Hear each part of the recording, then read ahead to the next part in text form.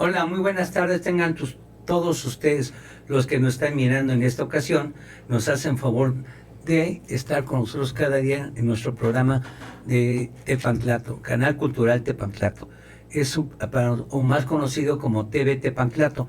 Para mí es un gran honor que nos acompañe una gran persona que es el doctor Armando Gil Gaona, en el cual es un honor y sobre todo que es un exalumno de la Universidad de Tepantlato. Doctor, si se hace favor de presentarse para leer su currículum, por favor. Con mucho gusto. Buenas tardes, doctor. Antes de proceder a hablar de mi currículum, quiero agradecer a esta casa de estudios el privilegio de haber estudiado el doctorado en Derecho Constitucional. Y el libro que ahora vamos a presentar es producto precisamente de ese doctorado, cuyo propósito es precisamente ser investigador y a la postre escritor, como está ocurriendo en esta ocasión.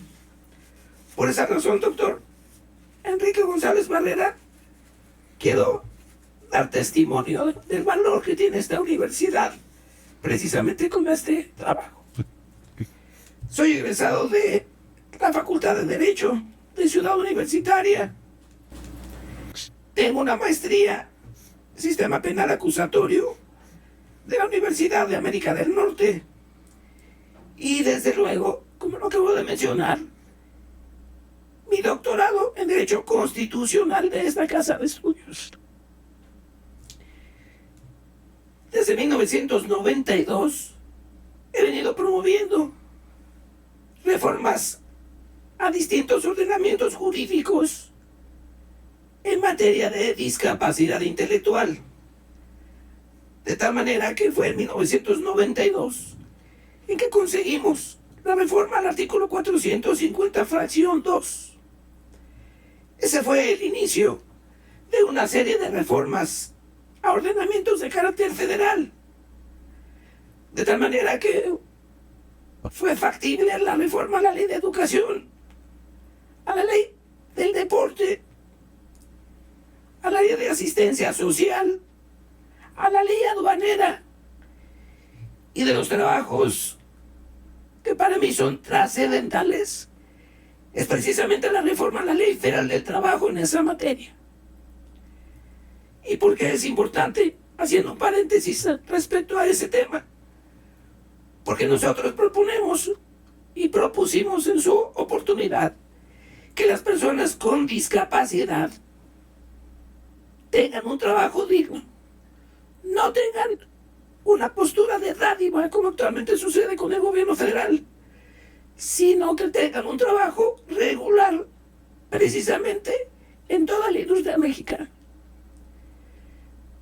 También tuve oportunidad de trabajar en la preparación de la Convención sobre los Derechos Humanos de las Personas con Discapacidad en 2004. En 2006 se aprobó por la Organización de Naciones Unidas y en 2007 la suscribió México. En esa ocasión los trabajos fueron organizados desde la Presidencia de la República en la Oficina de Atención a Personas con Discapacidad. De tal manera que he combinado el trabajo de promoción legislativa con trabajo académico como profesor de distintas materias. Primero en la ENEP Aragón, ahora FES Aragón. En la Universidad Anáhuac, Campus Norte. Y finalmente, he participado en distintas conferencias, en distintos cursos sobre el mismo tema. Razón por la cual, repito, estoy escribí el trabajo que ahorita se presenta.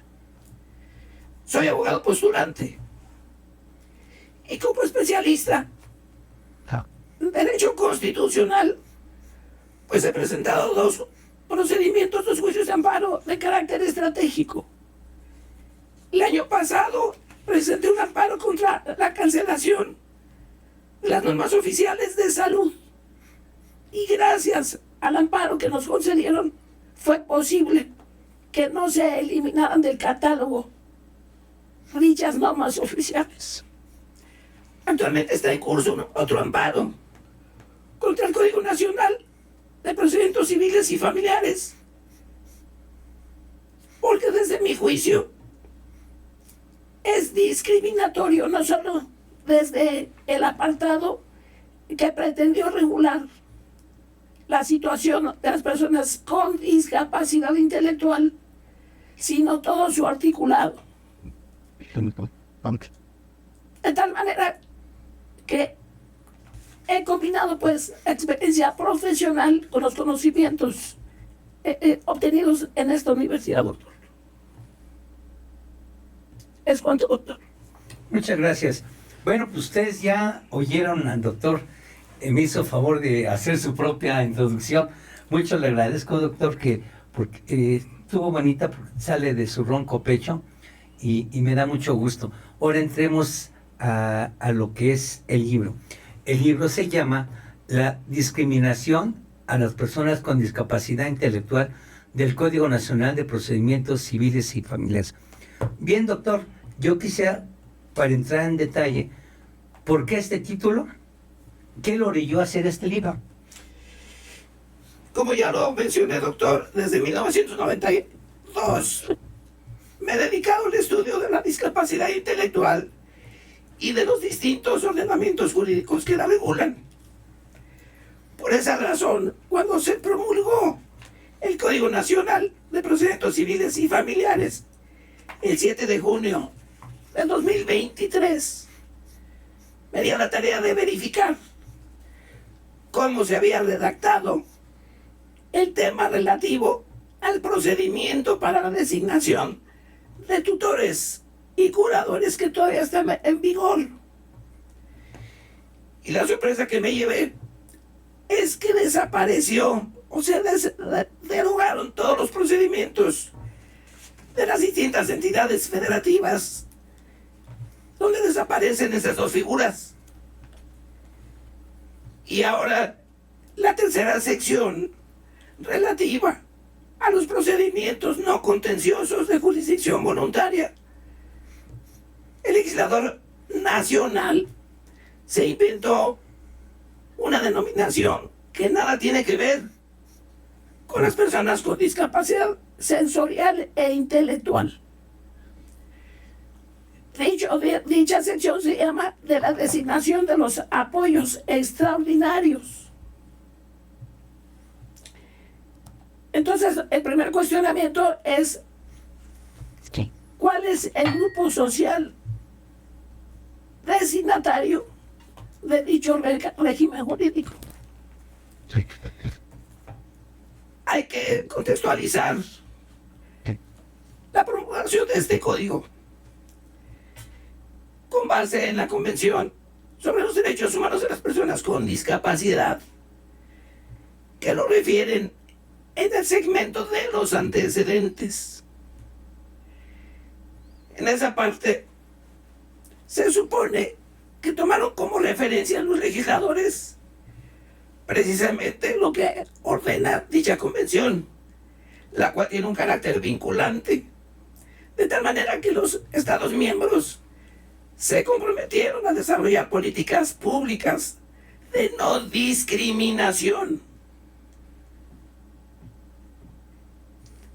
Y desde luego a todos los ordenamientos jurídicos de los distintos niveles, en materia federal, en materia local, reglamentos, etc.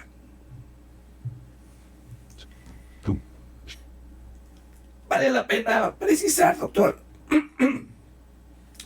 que los principios rectores de esta convención está la autonomía e independencia individual, que incluye la libertad en la toma de decisiones, que colisionan precisamente con conceptos de representación absoluta, de tutela, de autogobierno y del juicio de interdicción.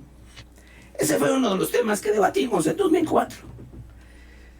Si las personas debían dejar de ser tuteladas y que fueran las mismas personas quienes tomaran sus propias decisiones. Sí. En doctrina se ha discutido mucho, doctor, el concepto de autogobierno. Y se dijo entonces que también era discriminatorio. Lo correcto, dijeron en esa ocasión, quienes plantearon estos principios, es que sean las personas quienes tomen sus propias decisiones. Ahora bien, hay que decir que efectivamente hay una tendencia internacional, sobre todo con base en dicha convención, que no fue atendida como lo establece originalmente el texto de esa convención, sino que fue la Suprema Corte de Justicia de la Nación quien comenzó a emitir distintos juicios sobre estos conceptos. En la convención que estoy platicando, hay un concepto que tiene que ver con el apoyo. Este apoyo tiene su origen originalmente en el Programa de Acción Mundial para Personas con Discapacidad de 1982, que también aprobó la Organización de Naciones Unidas. Y ese apoyo, decía dicho programa, estaba referido a los apoyos comunitarios. No hay que olvidar que la convención y el programa que estoy comentando se refieren a las distintas discapacidades. ¿Cuáles son estas? La física, la sensorial, la intelectual. De tal manera que entonces ese concepto de apoyos comunitarios se referían a equipos, a ayudas, como las computadoras, como las muletas, como las sillas de ruedas, etc. No olvidemos que el concepto de discapacidad tiene su origen precisamente en una deficiencia. Y esta es una deformación, una alteración física, anatómica o psicológica. Y por supuesto intelectual, que va a traducirse en una serie de restricciones con relación a las demás personas que carecen de discapacidad. Con base en esa idea, se desterró el concepto de normalidad. Porque ahora lo correcto es referirnos a personas no normales, sino personas sin discapacidad. De tal manera que la convención retoma el concepto de apoyo y lo transforma, ligado al concepto del ejercicio de la capacidad jurídica.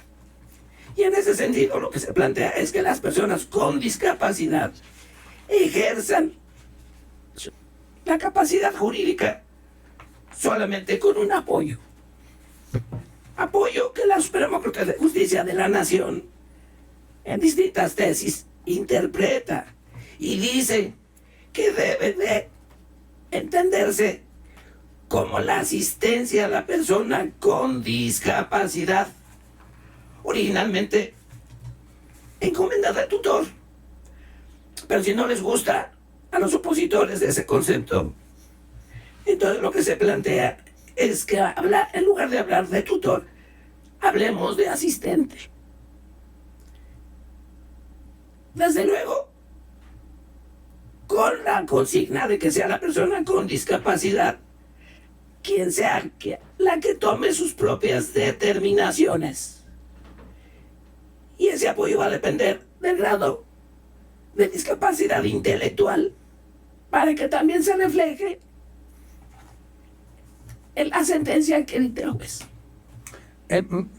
Doctor, vamos a una pausa y enseguida regresamos. Muchas gracias. Enseguida regresamos.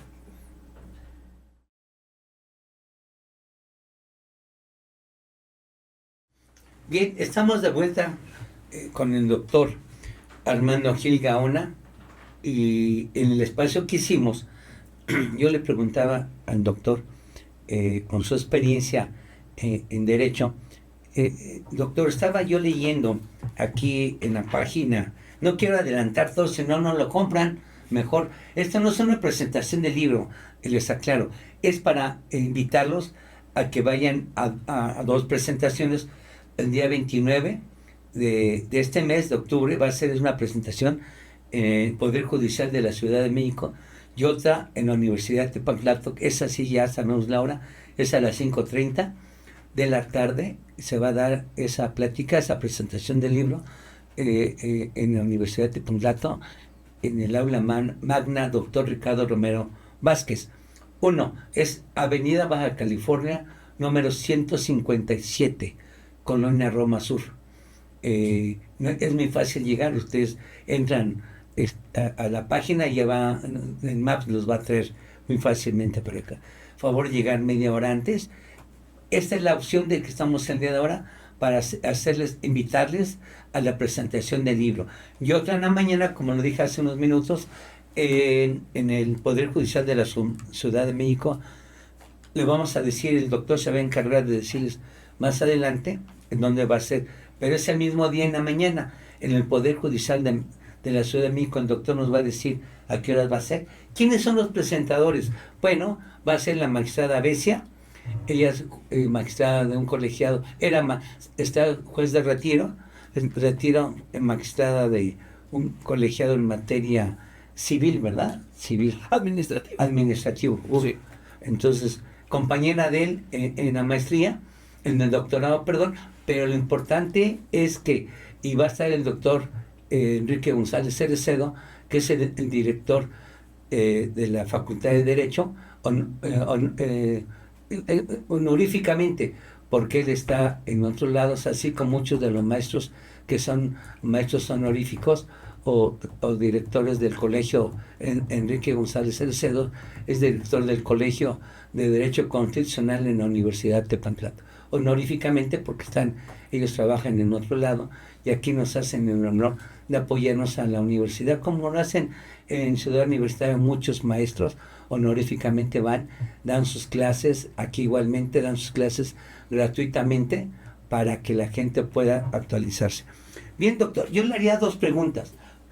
Primera es, si nos puede decir jurídicamente qué es lo que pretende usted lo abordó, pero más concreto, para hablar de otra cosa. Moralmente, que la gente la llegue, porque lo jurídico muchas veces no son arquitectos, son ingenieros, gente de a pie, que son de cualquier tipo de gente, con mucho respeto lo digo, pero también tienen hijos, tanto esta gente como otros hijos de otra sociedad, que pueden ser amas de casa, que pueden ser médicos, arquitectos, ingenieros, que pueden, gente que está vendiendo periódicos, etcétera, etcétera. Pero todos ellos tienen algo común, que tienen también haber tenido un hijo en esas condiciones. Entonces, a mí sí me gustaría que tocara esos dos puntos. ¿Qué le parece, doctor? Con mucho gusto, doctor Barrera. En primer lugar, lo que pretende este libro es despertar conciencia, desde luego, a jueces, abogados postulantes, pero también a la familia, doctor. Actualmente, el 1.5% de la población con discapacidad intelectual requiere de una protección. Dice el artículo 449 del Código Civil, relativo a la tutela, que tiene como propósito la protección de la persona con discapacidad y, en un segundo plano, el aspecto patrimonial. Sin embargo, el Código Nacional de Procedimientos Civiles y Familiares pasó por alto esa parte, doctor. Es decir, ya no se habla de proteger a la persona con discapacidad intelectual, sino simple y sencillamente tratar de investigar, de indagar cuáles son sus necesidades.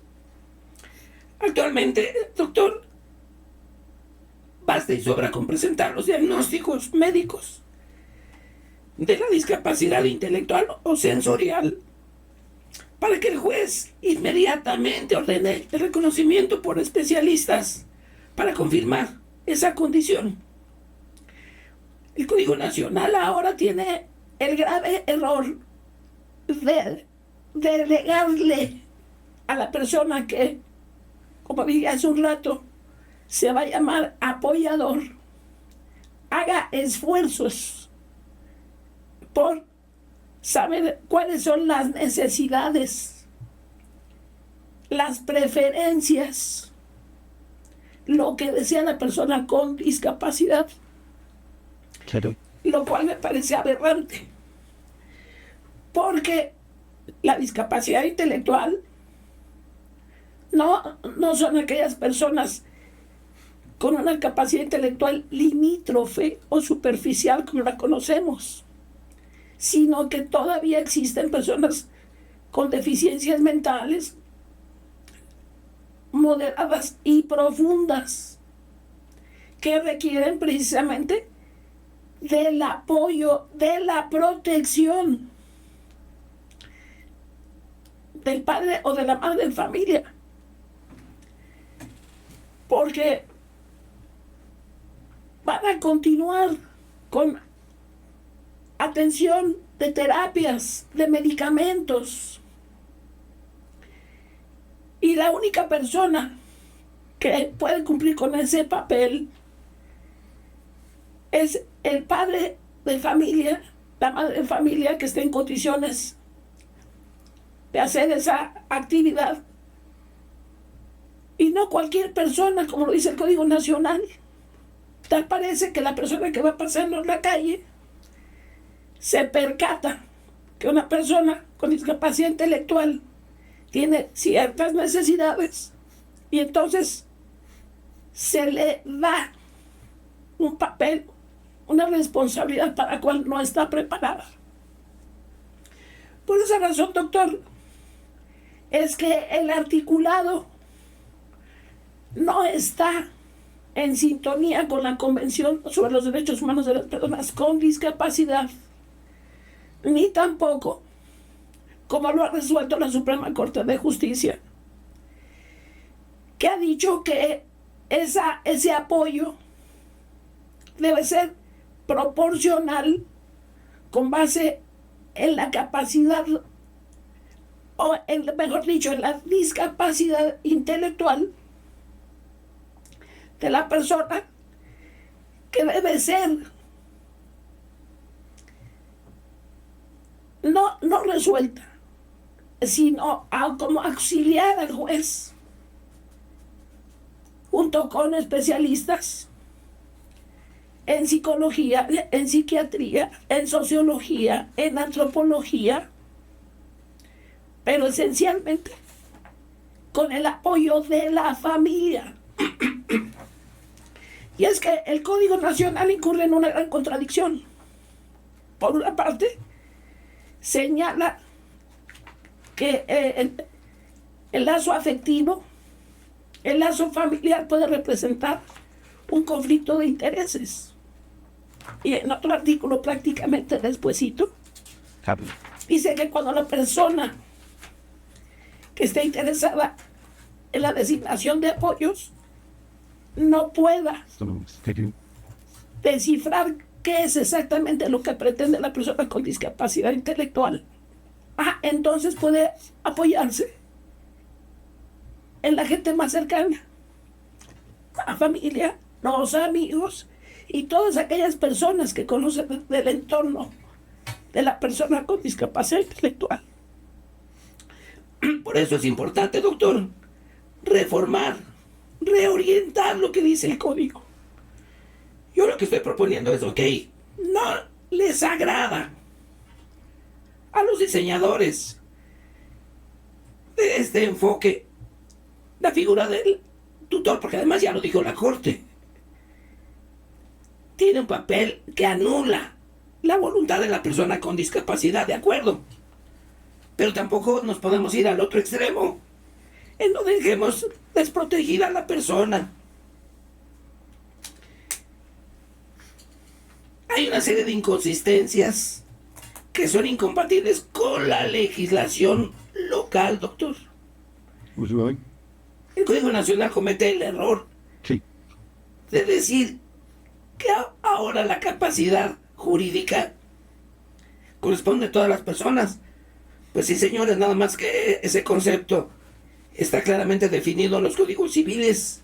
Es decir, una norma procesal no puede invadir los conceptos de una norma sustantiva.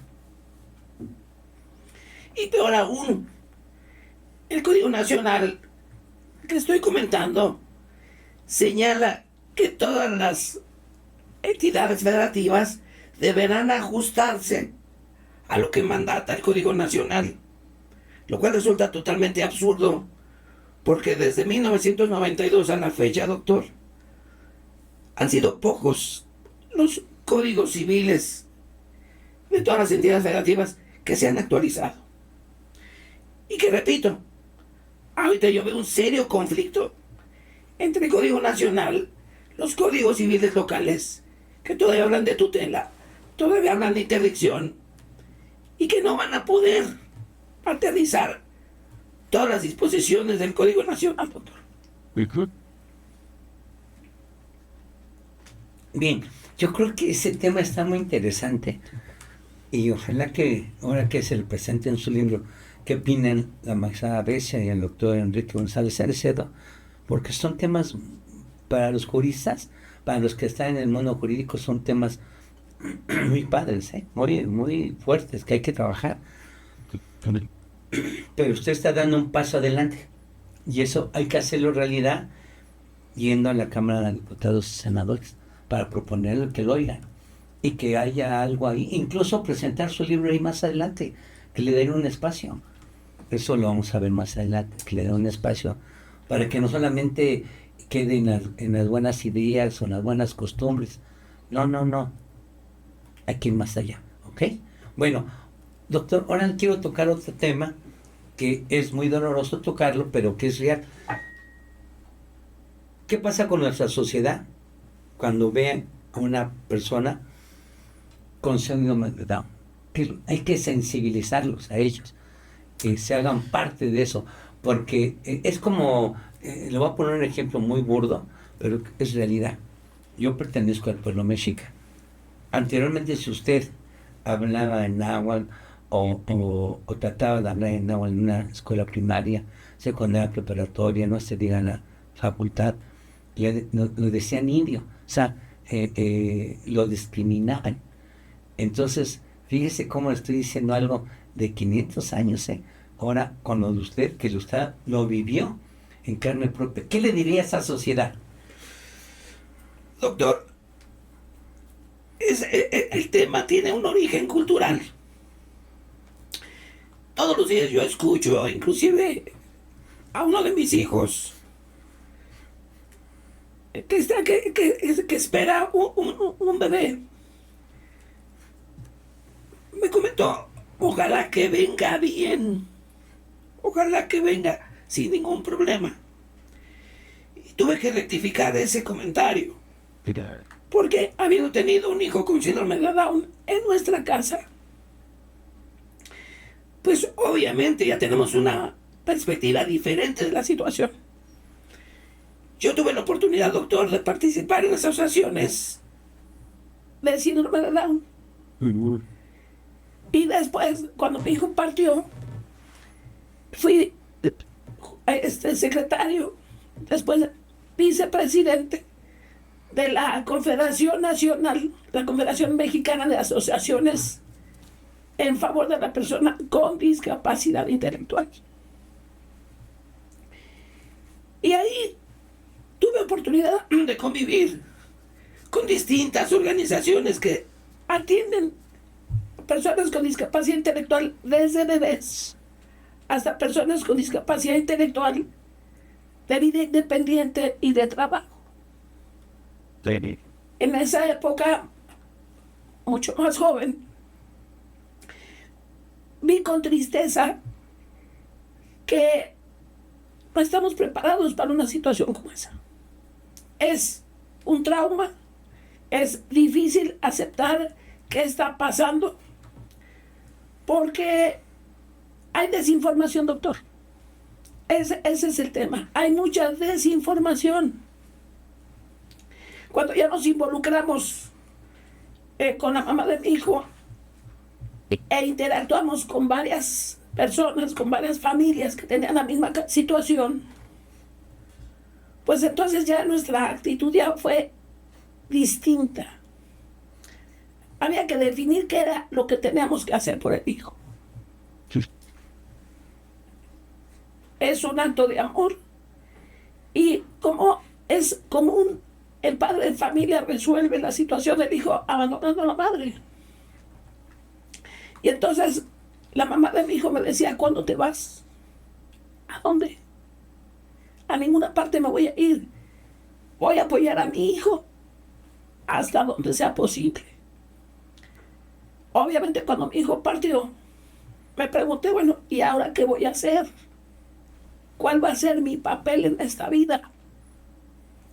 Y precisamente, doctor, desde 1992, en que yo veía a mi hijo, que era el abanderado del jardín de niños, no correspondía ese patrón con la descripción del Código Civil de 1992.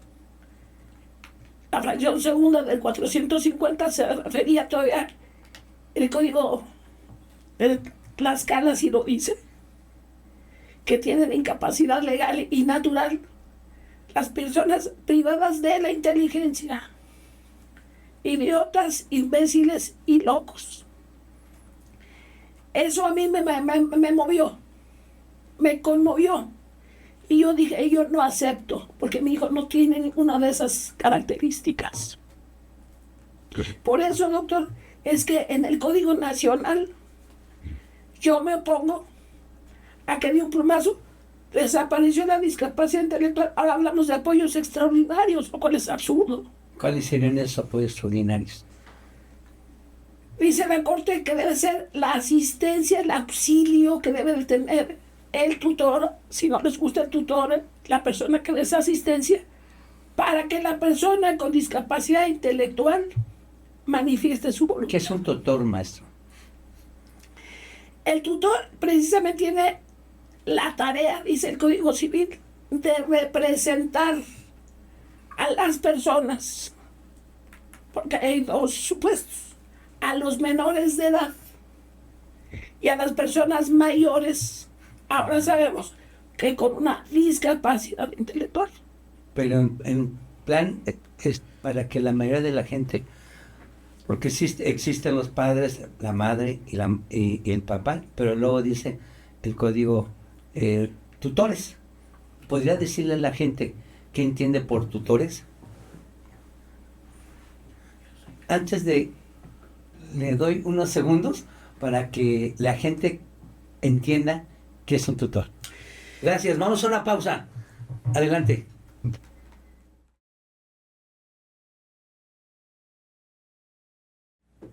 Bueno, haciendo un paréntesis y vuelvo a repetir la pregunta.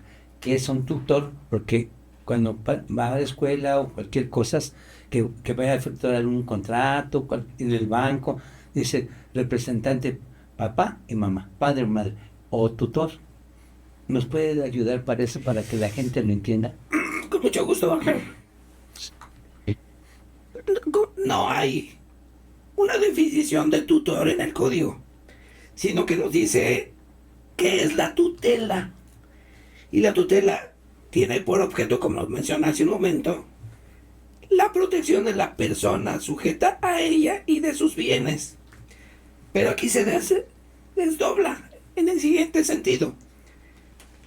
Pueden ser personas que sean objeto de tutela menores de edad, que no tengan un pariente cercano, como puede ser el padre, la madre, pero sí otra persona que se encargue de desempeñar ese papel de protección, ese papel de tutor. Y ocurre lo mismo con los mayores de edad, con una discapacidad intelectual. Y dice el Código Civil, ¿quiénes son los llamados a desempeñar ese papel? Puede ser el cónyuge, pueden ser los hermanos, pueden ser los hijos, depende de la condición de cada familia. Ahora, doctor, que se está incrementando la población de Alzheimer. Existe pues la necesidad de que el cónyuge, de que los hijos sean representantes, sean tutores de su papá, de su mamá, con discapacidad intelectual. ¿Qué es el Alzheimer, maestro? El Alzheimer, doctor, es una especie de demencia. Ajá. ¿Sí? Todavía no se ha descubierto cuál es el origen, pero es una enfermedad degenerativa que finalmente va afectando la psique, la parte intelectual del ser humano, hasta que lo deja completamente en una condición en donde se requiere de esa protección. ¿Sí, doctor? Sí. También quedé pensando que grandes actores de allá de Estados Unidos han tenido el Alzheimer. También nuestra sociedad en todas las clases sociales. Me quedé pensando eso. Y hay una persona que tiene Alzheimer muy cercana, amigo mío. Se lo acaban de diagnosticar y es lo que uno no quisiera tener, porque termina muy mal esta persona con el tiempo. Entonces, ojalá que la ciencia elabore, haga más ciencia para ella. Por eso, doctor, regresando un poco al tema que mencionaba yo hace un momento, el código nacional. Ahora, en lugar de que llevemos los comprobantes médicos de una enfermedad como esa, usted o el pariente que quiera asistir a la persona con Alzheimer va a tener que hacer esfuerzos. Hágame el favor, ¿qué clase de esfuerzos? Cuando el código facilita el procedimiento, aquí están los diagnósticos, no hay que hacer esfuerzos. Y que usted le pregunta a su pariente en esa condición, ¿qué pretende? ¿Cuáles son sus preferencias? Así de absurdo está el texto del Código Nacional, doctor. Sí, pero en resumidas, vuelvo a insistir, ¿qué se va a hacer para ese grave problema internacional, no nacional, y de todas las clases sociales? Que yo creo que las clases sociales son las más bajas, son las más desprotegidas, porque el otro pues tiene para que le hagan. Se ha visto películas que hay gente que también tiene otra enfermedad y la tienen ahí, tiene todas las facilidades, todo, pero imagínese la gente que no, es una carga. Fíjense, algo tan bonito se vuelve una carga para la familia. Es una carga muy pesada, muy pesada. Y dicho desde otra perspectiva, doctor, son los pobres más pobres. Así es. Recuerda que al principio del Teletón, de cual fui promotor, pasaban reportajes de personas que viven en las serranías, que viven en el campo, que además de la pobreza extrema en la que están, tienen hijos con discapacidades físicas e intelectuales. O sea, al perro más flaco se le cargan todas las pulgas. Así es. Entonces, sí necesitamos, doctor, sí necesitamos, como usted lo dijo en el intermedio. Por supuesto que esta es una convención suscrita por varios estados, entre ellos el nuestro. En consecuencia, nosotros tenemos que atender a nuestra población. Sí. Entonces, la sociedad, ¿qué le diría usted a la sociedad en conjunto? El jurista lo vemos directamente como algo muy de derecho, código civil, código familiar, y ahí lo vemos, pero no, ¿qué le diría a la gente que no es abogado, y que no lo vemos con tanto al derecho, a la sociedad en su conjunto, de la gente, como usted dijo, al perro más flaco se le cargan Las pulgas. Es acaba de decir algo que es totalmente conocido, güey. Ahora, ¿qué le diré a esta gente? Fíjese, doctor, que comenté al principio de mi participación que trabajé en las asociaciones civiles de y para personas con discapacidad. Y lo que platicábamos en distintos foros de padres de familia, a nivel nacional e internacional, es que esta es una lucha perenne, esta es una lucha permanente. ¿Por qué? Pues porque nuestros hijos, como cualquier otro, pues va a requerir de nuestro apoyo siempre. Claro. Entonces necesitamos que esas organizaciones, doctor, no dejen de levantar la voz, no dejen vencerse por la adversidad. Le decía yo que inclusive hay asociaciones civiles que preparan a sus muchachos para el trabajo regular. Ah, sí, cierto. Yo presenté en 1995, cuando trabajé en el Senado de la República, en la Comisión de Asistencia Social, una iniciativa para la reforma de la Ley Federal del Trabajo. Y en el sexenio de Peña Nieto se modificaron algunos artículos de esa iniciativa, que con mucho gusto le voy a compartir. Sí. Precisamente para sacar a nuestros muchachos de la mendicidad, de la limosna, del pobrecito. No, nuestros hijos no son limosneros ni pobrecitos. Muy buen hecho. Nuestros hijos merecen un trabajo digno, Y por el cual reciban un salario. Claro. Hay una universidad, ahorita no recuerdo el nombre, doctor, en Puebla, donde en su cafetería tiene puros muchachos con discapacidad intelectual, con síndrome de Down. He estado compartiendo en redes sociales experiencias de éxito. Una chica que con síndrome de Down, que obtuvo su grado de licenciado en Derecho. Ah, muy bien. Otra chica que estudió para astronauta. Es decir, ahí está precisamente la motivación, doctor. No pensar, no asumir que vamos a estar pegados a una cama de hospital. No. Sino que nuestros muchachos tienen la capacidad, la potencialidad, porque inclusive yo fui testigo de matrimonios de personas con discapacidad intelectual limítrofe que han formado hogares. Qué interesante. Y no solo eso, doctor. Los temores de papás. ¿Y qué pasa si su hijo tiene discapacidad? ¿No? Chicos sin discapacidades. ¿Y a qué se debe eso? Porque por lo menos el síndrome de Down, doctor, es un accidente genético. La trisomía 21 es precisamente que el gen de ese número es el que causa ese síndrome. Exactamente, el proceso de gestación del bebé. Y hay los otros tipos de síndrome de Down. El tradicional con todas sus características.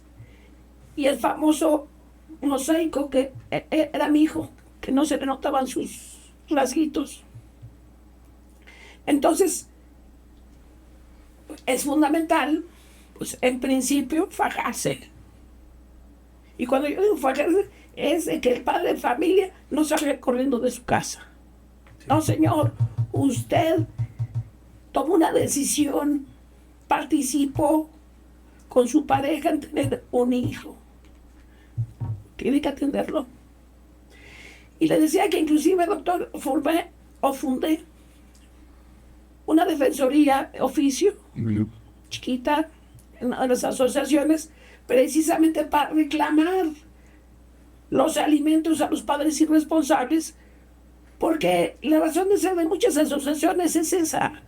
Las terapias son caras, doctor. Hay que pagar psicólogos, terapistas de lenguaje, físicos, psicológicos, etc.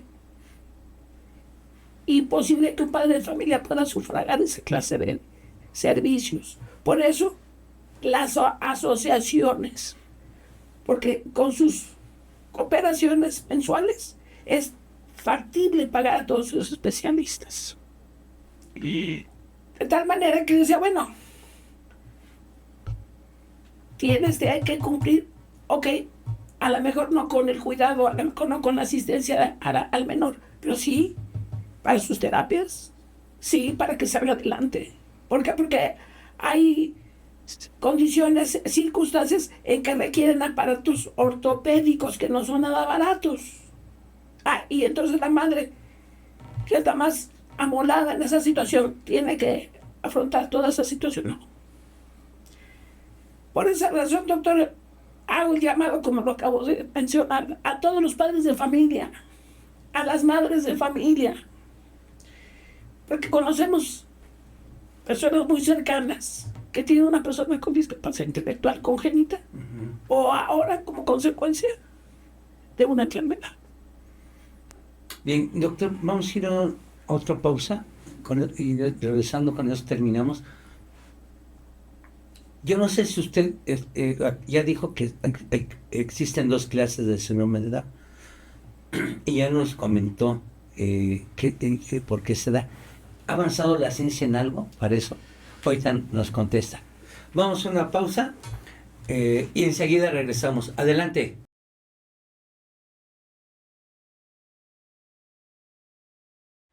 Doctor, regresamos. Se quedó una pregunta en el tintero. Le decía yo que con su pareja, en ese tiempo su esposa, ya sabían cómo se había dado ese niño, cómo se había gestado. Y realmente la sociedad, yo he oído que entre parejas dicen, eso nació por ti, o la mujer nació por ti. Científicamente, ¿por qué pasa lo que pasa? Doctor, insisto que estamos ante un problema cultural.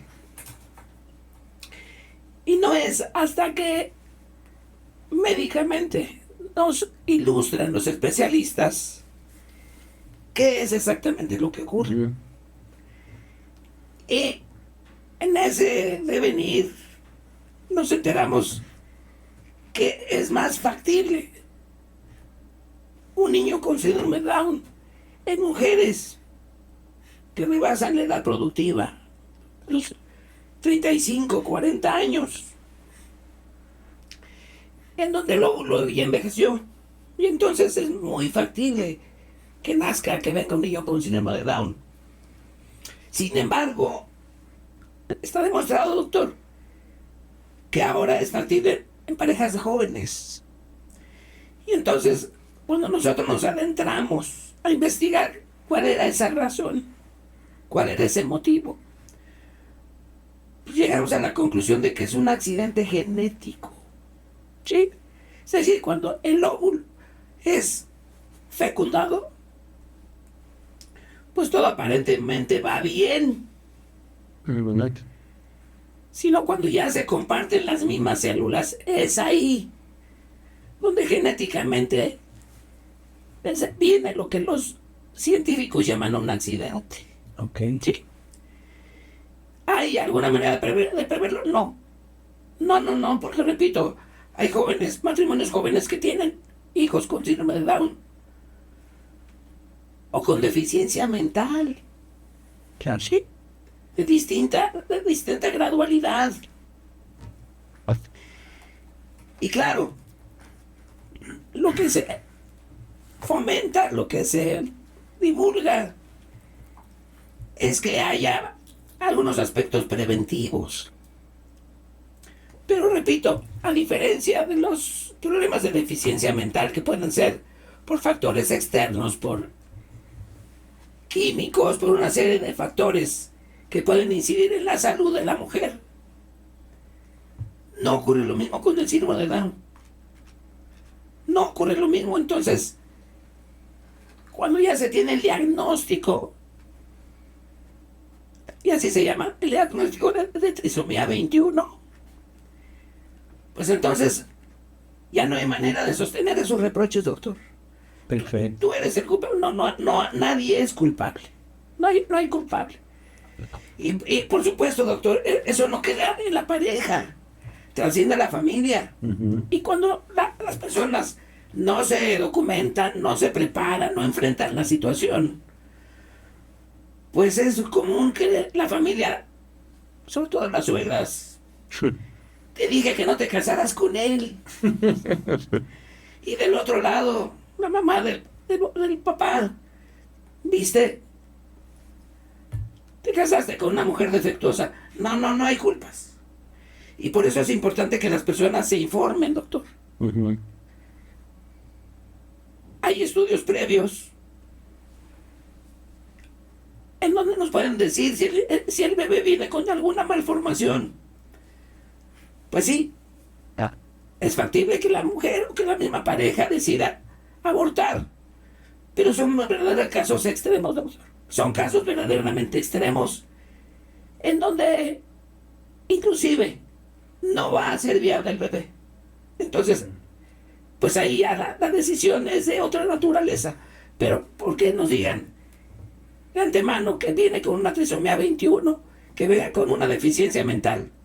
Pues va a ser una decisión muy fuerte que la pareja tiene que afrontar. muy fuerte, ¿eh? Muy fuerte. Muy fuerte. Pues es todo un tema, doctor. Y ¿sabe qué se me ocurrió? Bueno, no ahorita, que le presentara también este libro en el Poder Judicial y con la Universidad de Tepantlato, que es su casa de estudios, un médico especialista en este tema. ¿No tiene algún médico, usted que ha recorrido este camino, que le pudiera presentar su libro y él atacara desde el punto de vista médico y ustedes desde el punto de vista como abogado? No lo había considerado, doctor, pero me parece estupenda idea. Ujú. Sobre todo de las asociaciones, Claro. de los claro. especialistas que nos pueden pues apoyar sobre todo en las definiciones, en los conceptos. Porque seguramente, como usted dice, doctor, habrá padres de familia, madres de familia, matrimonios que estén interesados en que un especialista en genética, que son regularmente los biólogos, pues les den luz. Le voy a decir, sin decirlo, yo conozco varias gentes que sus nietos han nacido así, y conozco también otro tipo de gente de nivel no alto, muy alto, donde sus nietos, sus hijos han nacido así. Pero hay una escuela en la Ciudad de México para esos, pero muy cara, muy cara. Los que van ahí sí les sale muy caro. Entonces, ¿cómo de eso hacen un gran negocio ciertas gentes? Es carísima esa escuela. Y para ingresar ahí, perder una beca y todo. Y le dicen, te va a dar el 50%. Sí, pero el 50% para mí es inalcanzable, ¿no? No puedo. Entonces, yo le digo esto porque podríamos, usted, conforme nosotros, hacer algo para alcanzarlo y presentarlo en la Cámara de Senadores, los diputados, pero además que hubiera hospitales exclusivamente para eso.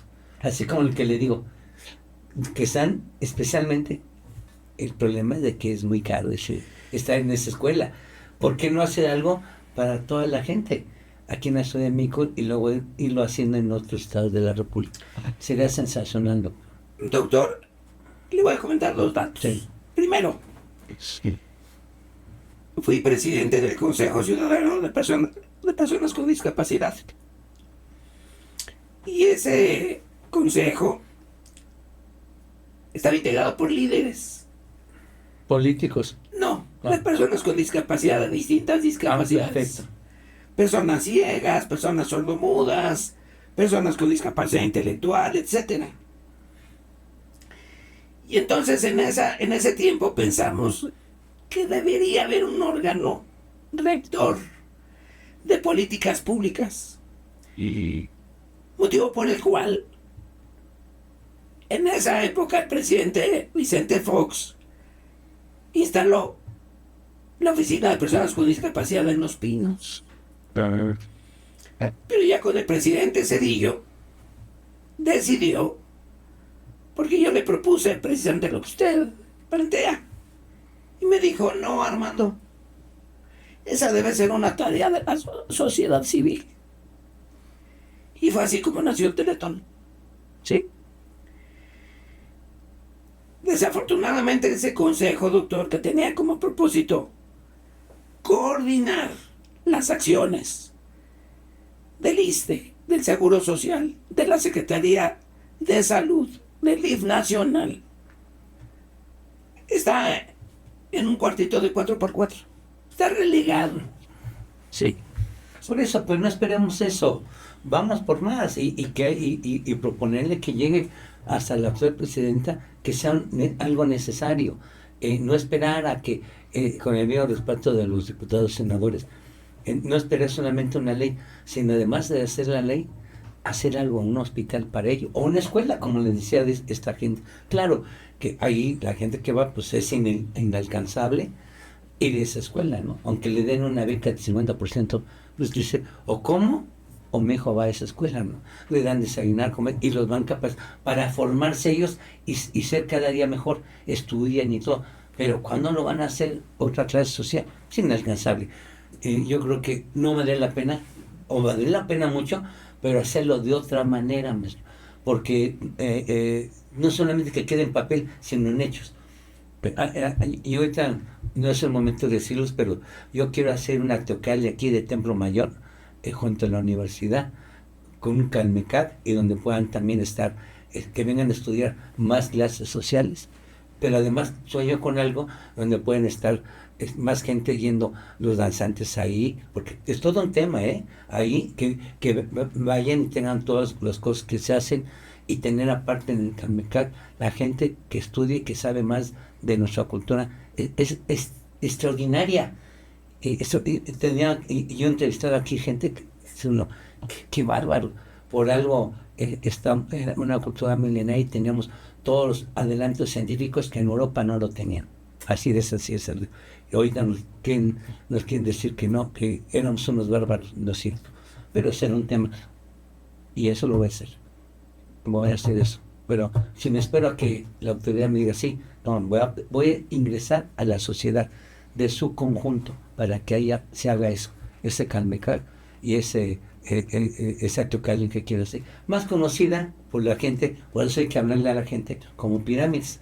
No, son teocallis donde se enseña. Entonces yo quiero hacer eso, una réplica del Templo Mayor donde haya todo eso, y que se estudie, que sea con salones para estudio. O sea, traigo unas ideas así.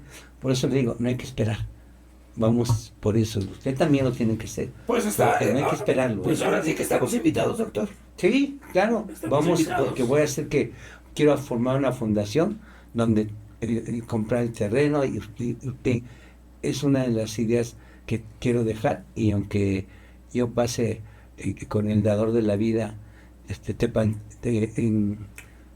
¿cómo decirle? No importa, el chiste es que el dador de la vida, el que se reproduce por sí mismo, y que está donde no se ve, porque es tan grande ese ser que no lo podemos imaginar. No lo podemos imaginar. Y que seguramente, doctor, hay de haber muchas personas con discapacidad intelectual. Ah, claro, en toda la sociedad. Pues sí, es algo que está en la sociedad. Lo que Nahuaque estará en todos lados si ustedes se lo deciden. Muchas gracias. Bueno, pues muchas gracias, doctor. Esto fue un principio de su libro. Y no deje en saco roto de que también invite a un médico para tocar ese punto de vista que está ahí presente y que es importantísimo para la demás gente. Que no se espanten y no se asusten y que se queden con eso. Con gusto, doctor, un placer estar con usted. Muchas gracias. Y usted que nos ve o nos escucha, sea usted invitado para la próxima sesión. Muchas gracias por estar en nuestro canal cultural de Pamplato. Pase usted muy buena tarde, noche. Hasta luego.